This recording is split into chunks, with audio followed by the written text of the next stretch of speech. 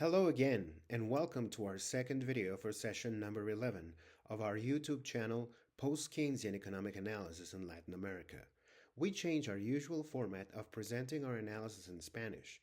We are presenting our analysis in English for this session as we are covering a topic that needs the attention of all citizens around the world: the urgent need to change our international monetary system.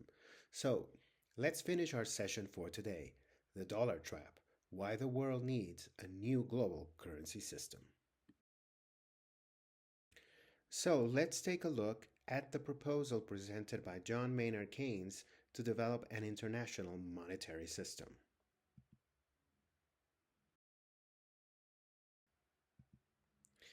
Post-Keynesian economist Paul Davidson wrote the following: Keynes argued that the main cause of failure of any traditional international payment system was its inability to actively foster continuous global economic expansion whenever persistent trade payment imbalances occurred among trading partners.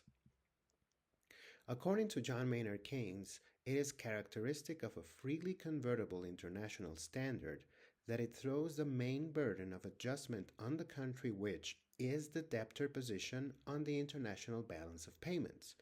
This is, on the country which is, in this context, by hypothesis, the weaker and, above all, the smaller in comparison with the other side of the scales which, for this purpose, is the rest of the world.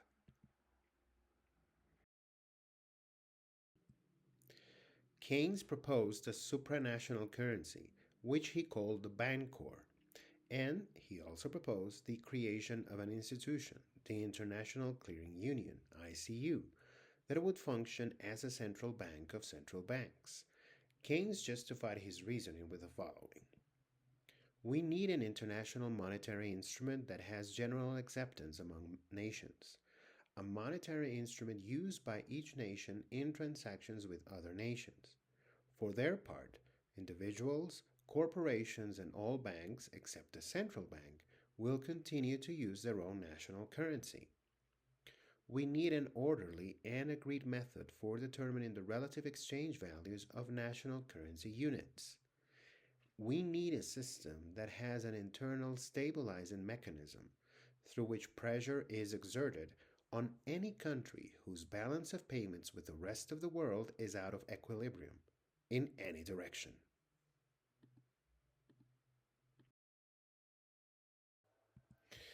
According to Keynes, the international currency, which he called Bancor, would be used exclusively by central banks to facilitate trade transactions between nations.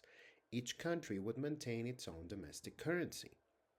Each nation would also have to establish an exchange rate for its currency in relation to the Bancor. The founding states will agree among themselves the initial values of their own currencies in terms of the Bancor currency, and also the value of their currencies in terms of gold. The system would deal with nations with trade surpluses as well with nations with trade deficits, looking for stabilization all around. According to Keynes, trade imbalances among nations, if untreated, would generate serious economic and political problems.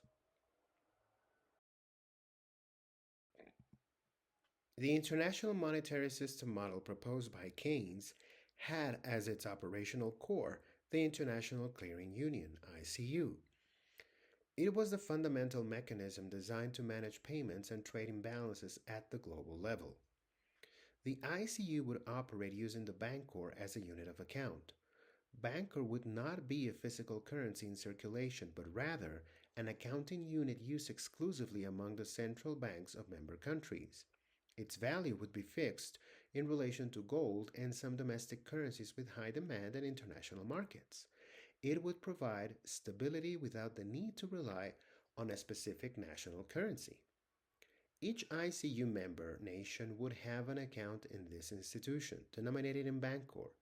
All international transactions between member countries would be recorded as debits and credits in these accounts, avoiding the immediate need for payment in national currencies or the use of a domestic currency to settle transactions. The distinguishing feature of the International Clearing Union, ICU, was its multilateral netting system. Periodically, the ICU would aggregate all debits and credits among member countries. Instead of requiring each country to settle obligations bilaterally, only net transfers would be made using the Bancor. A country with an overall trade surplus would receive banker credits in its account, while a country with an overall deficit would see its account debited in the same currency.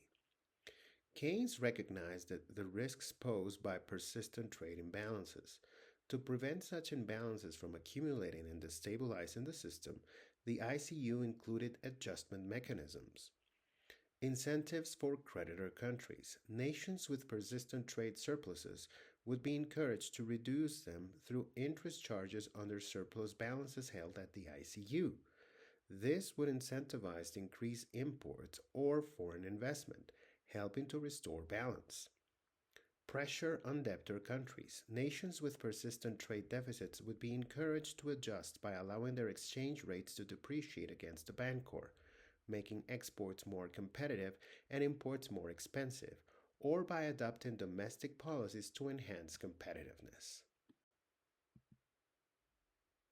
In Keynes's monetary system, the ICU was proposed to provide lines of credit in Bancor to countries with trade deficits. This would provide international liquidity, avoid the need to resort to severe deflationary measures to restore equilibrium, and avoid borrowing in foreign currency from multilateral institutions, as is currently the case. Now, the conclusion of our session: why we need an international monetary system that resembles Keynes' proposal.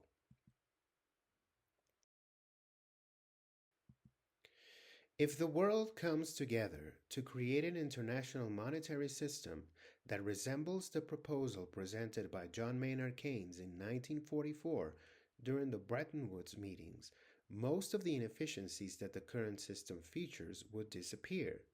At the same time, many of the situations that are creating instability and conflict around the world would ease. Let's take a look at the most significant reforms that we need. The case for a supranational currency. The international monetary system urgently requires a non-national, jointly governed unit of account to replace the US dollar's dominant role. Doing so would eliminate many of the structural distortions caused by the dependence on a single national currency. While the United States would relinquish certain geopolitical and financial privileges, these disproportionately benefit a narrow financial elite, not the broader public.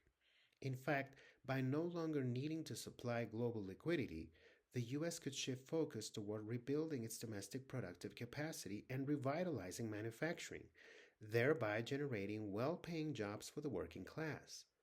To maintain currency stability in this new context, the U.S. would need to adopt ambitious domestic reforms aimed at boosting productivity, such as tuition-free higher education, universal health care, public infrastructure investment, and a progressive tax system that includes a wealth tax on billionaires. More reforms. The creation of a central bank of central banks. As Keynes envisioned, a new international institution should be established to issue a supranational currency functioning solely as a unit of account. This institution would multilaterally clear international trade balances, crediting the accounts of surplus countries and debiting those of deficit countries, thereby fostering global monetary stability without relying on any single national currency. Responsibility for correcting trade imbalances would be shared by both surplus and deficit nations. In line with Keynes's proposal, surplus countries would be required to invest in deficit countries or increase imports from them, thereby helping to restore balance in international trade. Deficit countries, in turn, would need to devalue their currencies against the supranational unit to make their exports more competitive. If deficits persist and become chronic, structural reforms would be necessary.